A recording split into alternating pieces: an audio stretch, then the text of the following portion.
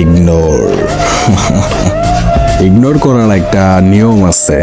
সাধারণত যার প্রতি আপনি দুর্বল, সে আপনাকে যত বেশি ইগনোর করে তাকে আপনি তত বেশি গুরুত্ব দিতে থাকেন। ফোন করেন, SMS করেন, ব্যাকুল হয়ে তার তরফ থেকে একটু রেসপন্স আশা করেন। কিন্তু মানুষ ততদিনে বুঝে যায় এই মানুষটাকে ইগনোর করলে বারবার আমার কাছেই ফিরে আসে, এর আর যাওয়ার কোনো জায়গা নাই।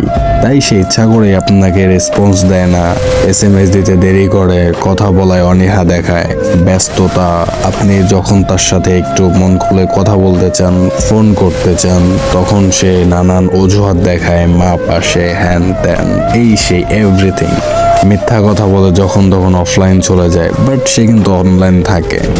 এবার মজার ব্যাপারটা হলো, এই মানুষগুলোকে গুরুত্ব দেওয়া আপনি যখন বন্ধ করে দিবেন, আপনি তার লাইফ থেকে হারিয়ে যাবেন। আর কখনো খোঁজ নেবেন না, ফোন দিবেন না, SMS করবেন না, এভরিথিং টোটাল অফ।